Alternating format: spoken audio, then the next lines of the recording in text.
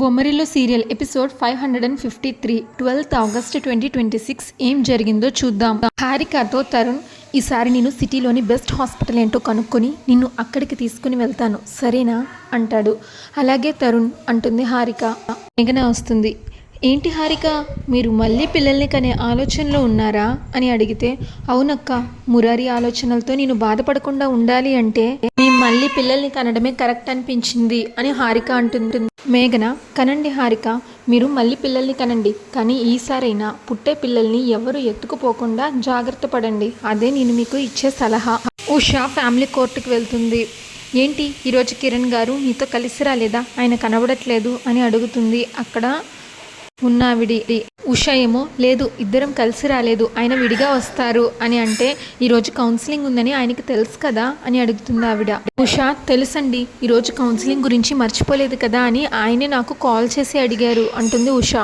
తెలిసి దారిలో ట్రాఫిక్ వల్ల ఆయనకి లేట్ అయి ఉంటుంది అని ఉషా అంటే, అయితే ఆయన వచ్చే వరకు మీరు వెయిట్ చేస్తారా అని అడుగుతుంది. లోపు నాకు కొద్దిగా వర్క్ ఉంది, అది ఫినిష్ చేసుకుంటాను అంటే, అలాగే అండి అంటూ ఉషా రూమ్లో నుంచి బయటకు వెళ్ళి వెయిట్ చేస్తూ ఉంటుంది. తరుణ్ ఏమో తలకి బ్యాండేజ్ వేసుకుని వస్తాడు ఫ్యామిలీ కోర్టుకి.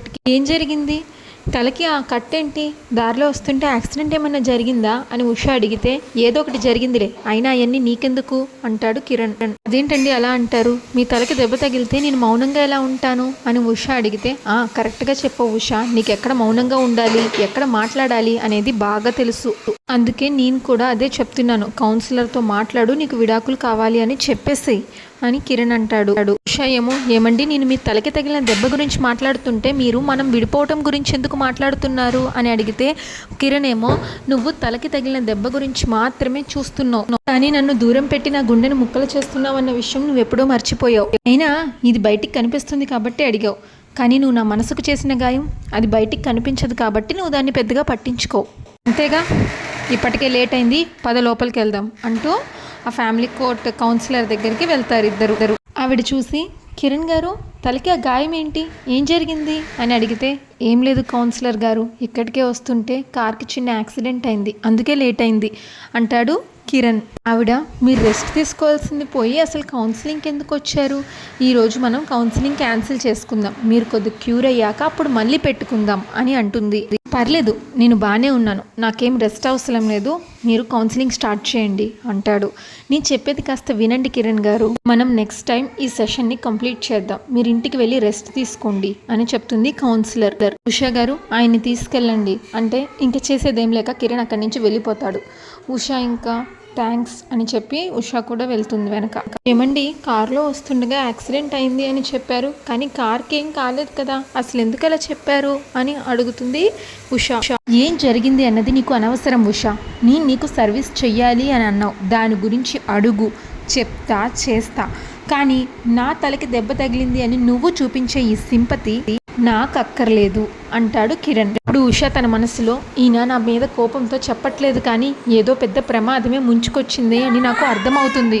ఏమండి, మీరు జాగ్రత్తగా ఇంటికి వెళ్ళండి, నేను ఇంటికి వెళ్ళాక మీకు కాల్ చేస్తాను అని చెప్తుంది ఉషా. ఇంకా సునంద ఇంటి దగ్గర అమ్మవారికి పూజ చేస్తూ ఉంటుంది. పూజ చేసి హారతిస్తుంది. మురారి కూడా సునంద పక్కనే కూర్చొని అమ్మవారికి దండం పెట్టుకుంటాడు.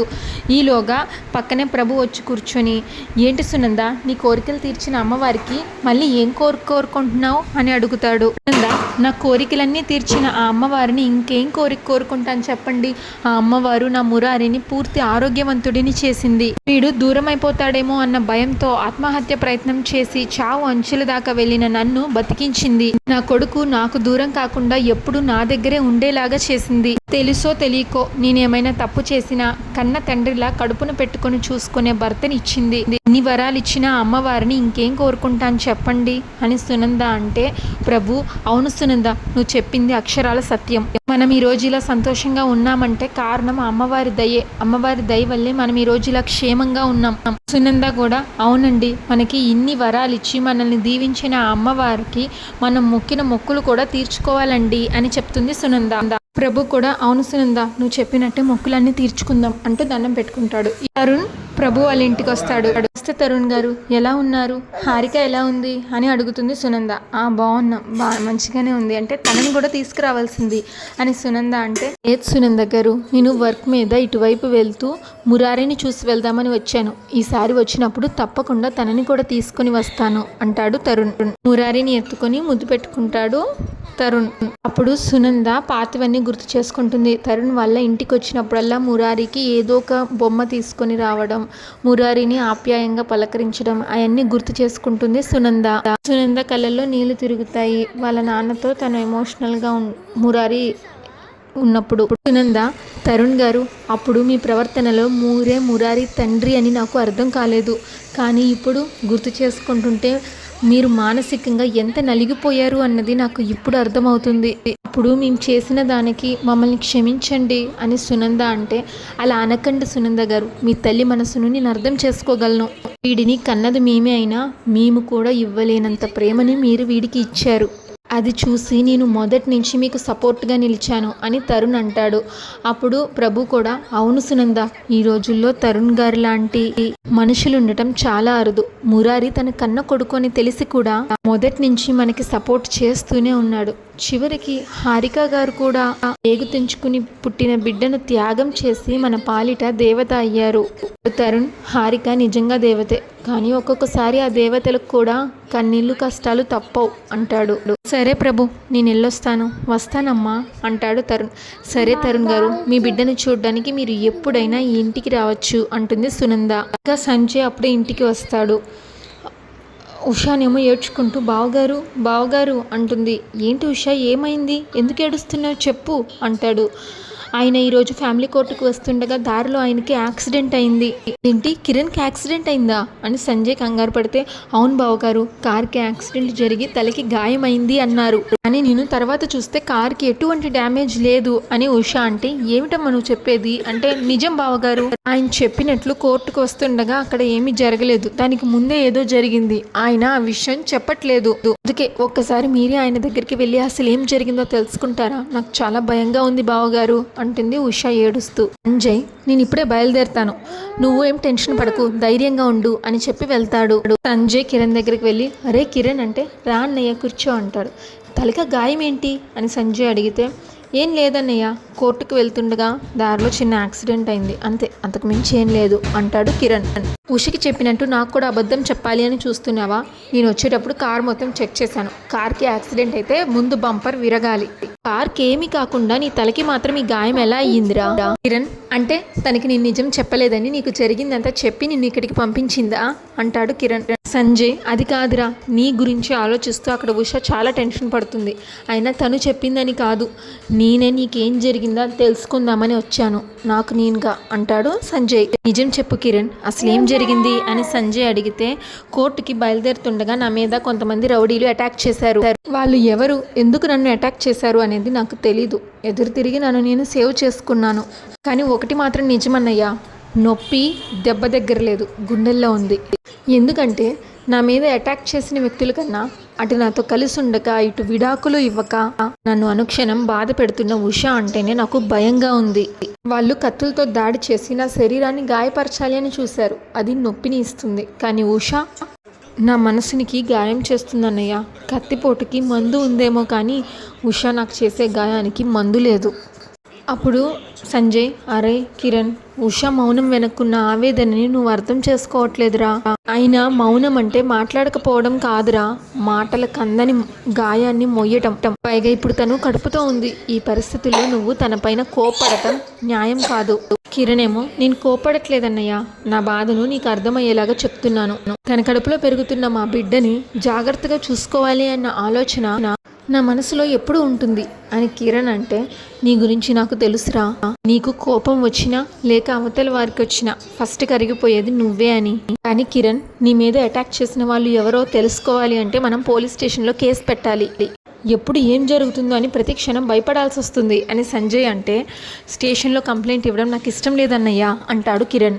నాకు నేనుగా వాళ్ళు ఎవరు, ఎందుకు నా పైన అటాక్ చేస్తున్నారు అని తెలుసుకుంటాను, అప్పటి వరకు ఈ విషయం ఇంట్లో ఎవరికి తెలియకుండా చూసుకో అని అంటాడు కిరణ్ సంజయ్తో. సంజయ్ ఏమో సరేరా కానీ నువ్వు మాత్రం జాగ్రత్త, వస్తాను అని చెప్పి అక్కడి నుంచి వెళ్ళిపోతాడు.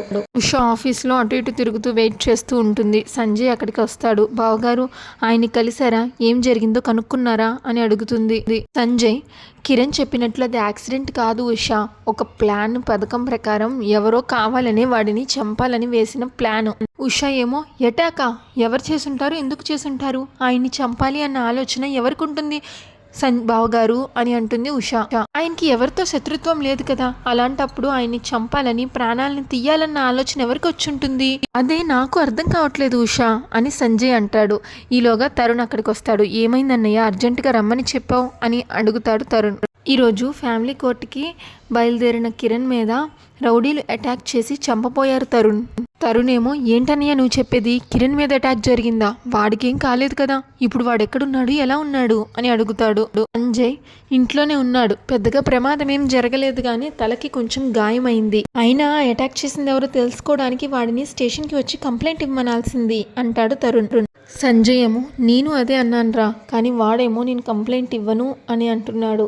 అంతేకాదు వాడి మీద అటాక్ చేసింది ఎవరో వాడే తెలుసుకుంటాను అంటున్నాడు. అటాక్ చేసింది ఎవరు అన్న విషయాన్ని వాడెలా తెలుసుకోగలుగుతాడు, నేను ఇప్పుడే వాడితో ఇంటికి వెళ్ళి మాట్లాడి స్టేషన్లో కంప్లైంట్ ఇవ్వమని చెప్తాను అంటాడు తరుణ్. ఈలోగా హారిక కాల్ చేస్తుంది తరుణ్కి. తరుణ్ సిటీలో ఉన్న ఒక మంచి హాస్పిటల్లో గైనకాలజిస్ట్ దగ్గర నేను అపాయింట్మెంట్ తీసుకున్నాను, నువ్వు ఇంటికి వచ్చాక మన ఇద్దరం కలిసి హాస్పిటల్కి వెళ్దాం అని హారిక అంటే తరుణ్ ఎవరో తరుముతున్నట్టు ఇప్పుడు దానికి ఏం తొందర వచ్చింది హారిక అరుస్తాడు. హారికకి కొంచెం బాధ అనిపిస్తుంది. అంతటితో ఎపిసోడ్ పూర్తవుతుంది. నెక్స్ట్ ఎపిసోడ్ ప్రోమోలో కార్తిక్ని రౌడీలు బాగా తంతారు, చైర్కి తాళ్ళేసి కట్టేసి చెక్క కర్రలతో కుల్లబొడుస్తారు, బాగా తంతారు. ఇప్పుడే నీ ఫ్రెండ్కి ఫోన్ చేసి మేడం గారి ఫోన్ని తీసుకురమ్మని చెప్పు అని బాగా తంతారు. ఇంకో పక్కన మేఘన ఏమో హారికకి బాగా చెడెక్కిస్తూ ఉంటుంది. అసలు నిజం చెప్పాలంటే మురారిని ఆ సునందకి వదిలేసి చాలా పెద్ద తప్పు చేసావు, 4 బిడ్డల్ని పురిట్లోనే చావుకి వదిలేసిన తను మన మురారిని కూడా అలానే చావుకి వదిలేస్తుందేమో అనిపిస్తుంది అని మేఘన అంటే అదంతా విన్న తరుణ్ కోపంగా మేఘన అంటూ అరుస్తూ వస్తాడు. బొమ్మరిల్లు సీరియల్ రెగ్యులర్ ఎపిసోడ్ కోసం మా ఛానల్ని సబ్స్క్రైబ్ చేసుకోండి. ఈ ఎపిసోడ్ పైన మీ అభిప్రాయాన్ని తప్పకుండా కామెంట్ చేయండి. Thanks for watching.